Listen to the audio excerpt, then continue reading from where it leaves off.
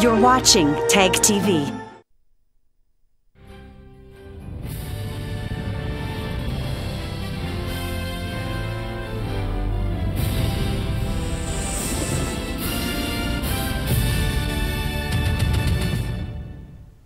Good evening, welcome to South Asia Newsline. I'm Akansha Parimu. Here are the top stories we are tracking for you on Friday, the 6th of July. Bhutanese Prime Minister meets Indian counterpart in New Delhi to boost bilateral ties.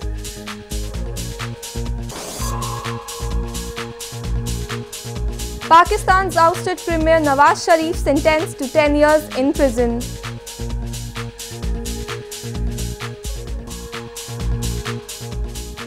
And Buddhists mark 83rd birthday of Dalai Lama.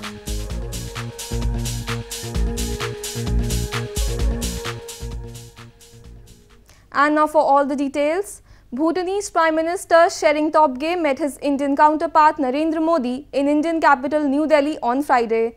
Both the leaders held discussions to further boost bilateral cooperation between their nations.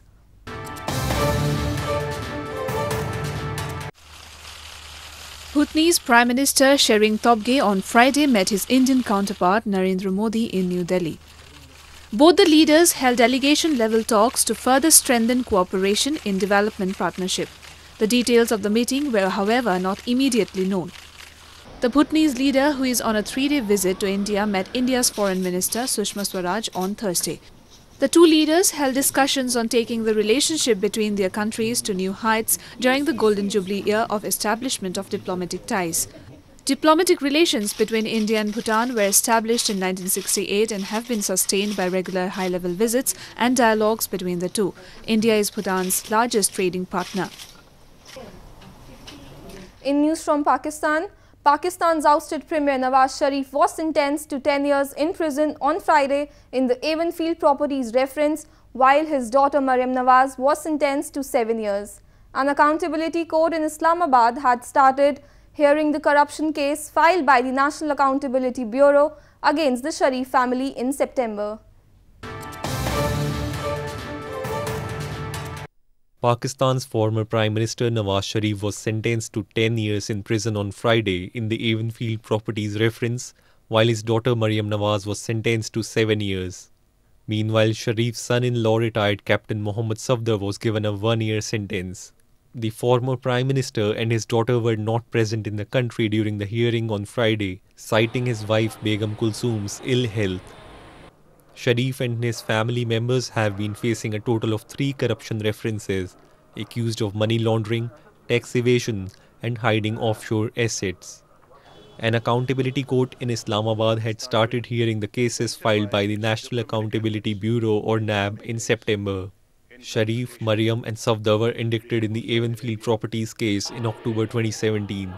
Following the verdict, Maryam and Safdar stand barred from contesting the July 25th general election. More on news from Pakistan. Altaf Hussain, the founder of Muttahida Qawmi movement, has blamed that Pakistani army generals are manipulating the July 25th general elections. He accused the military establishment is involved in political engineering to impose a favorite political party in the country.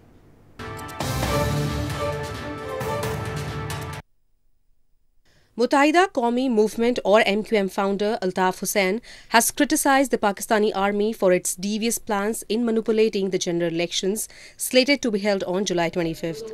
While addressing an event in London, the exiled leader said these are not general elections but generals' elections. He blamed the military establishment is doing political engineering so that it could impose a favorite political party over the country. Election conducted by army generals and results would be prepared under the supervision of army generals and army officers, not by the civilians. We don't accept these elections, that is why we boycotted the election.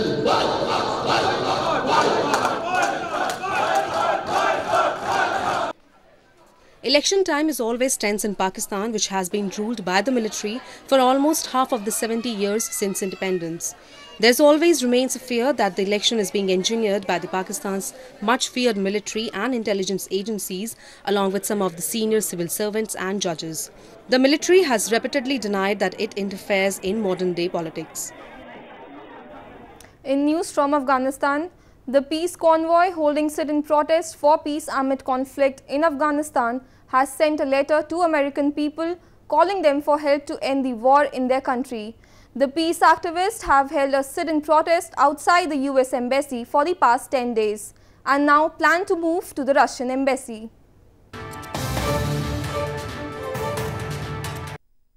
Members of the Helmand Peace Convoy in Afghanistan have called on the American people to put pressure on the US government to end the war in their country.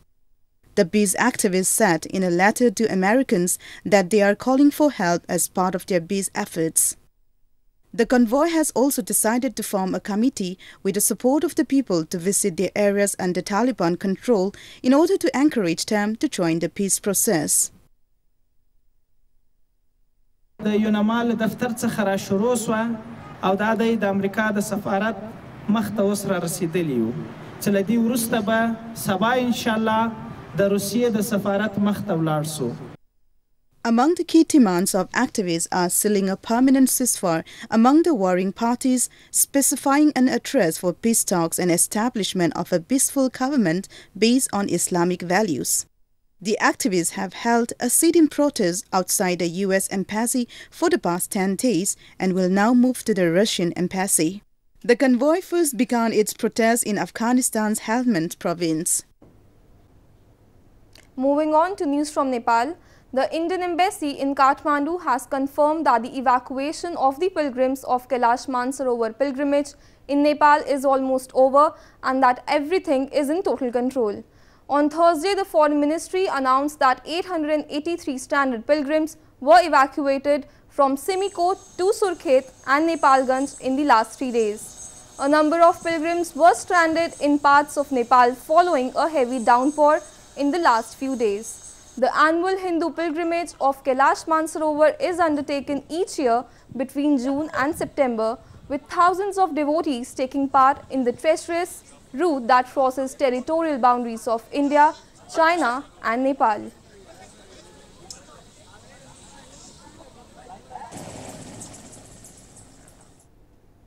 Buddhists across India marked the 83rd birthday anniversary of their spiritual leader, Dalai Lama, on Friday. The devotees gathered in huge numbers in monasteries to pray for his long life.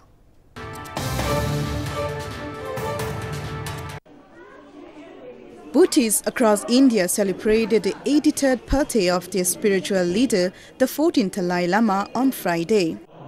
Many, including the staff members of the Central Tibetan Administration, thronged the Lakyari temple in India's hill town of Dharamshala and offered special prayers for Dalai Lama's long life.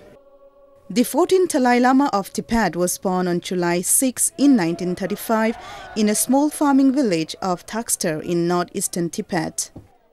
Today, this huge gathering is to celebrate and commemorate the birthday of His Holiness, 83rd birthday.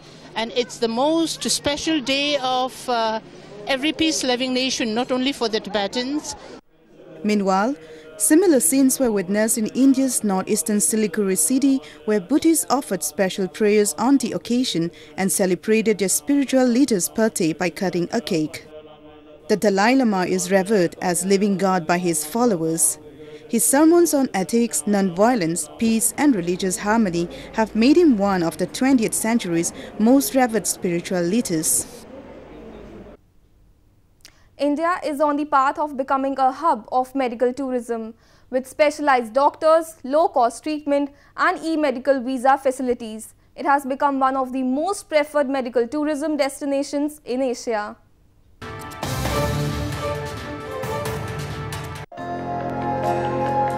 A 58-year-old Anyufik guy from Cameroon came with a history of stroke leading to left hemiplegia. On advice of a friend, he came to India for an advanced neuro-rehabilitation.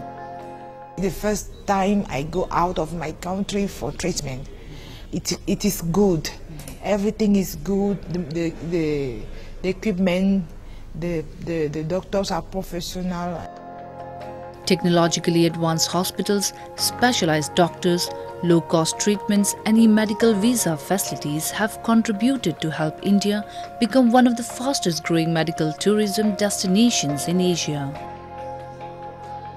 According to FICCI IMS report, over 500,000 foreign patients seek treatment in India each year. They mostly come to India for heart surgery, knee transplant, cosmetic surgery and dental care, as the treatment cost in India is considered lowest in Asia.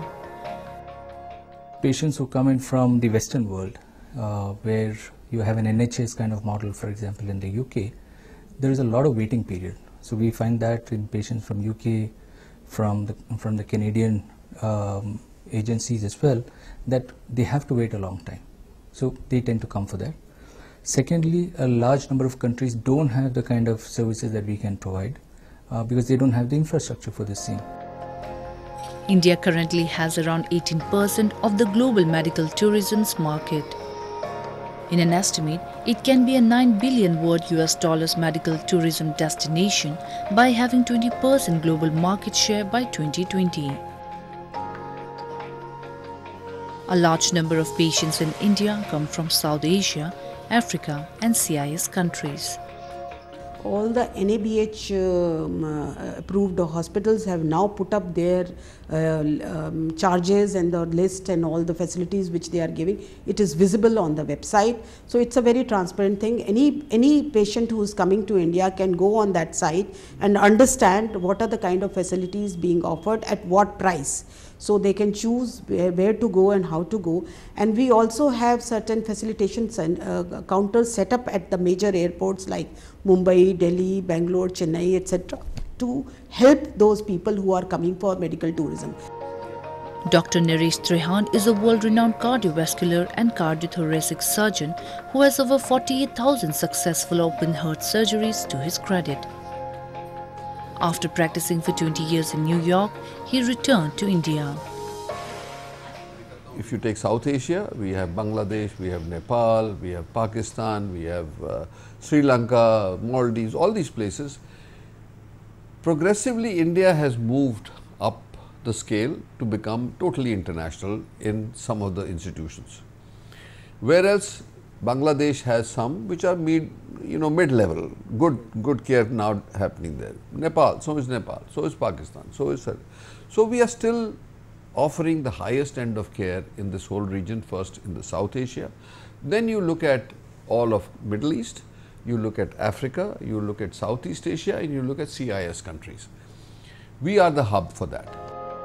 Ayurveda, yoga and other wellness treatments also attracts many foreign patients. Marketing Ayurveda as part of the health tourism has brought a new definition to vacationing in India itself.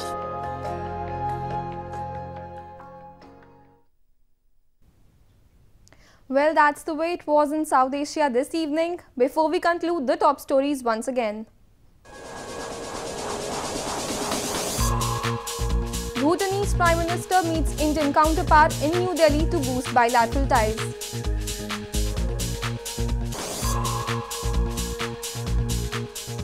Pakistan's ousted Premier Nawaz Sharif sentenced to 10 years in prison.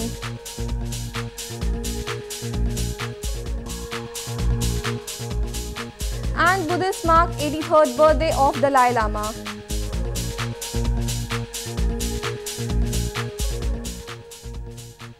Now our viewers can watch the show on SouthAsiaNewsline.com. You can also visit us on Facebook.com/SAsiaNewsline and follow us on Twitter at SAsiaNewsline.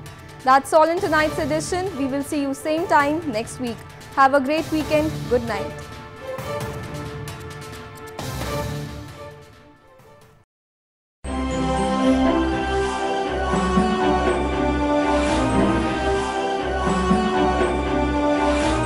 You're watching TAG TV.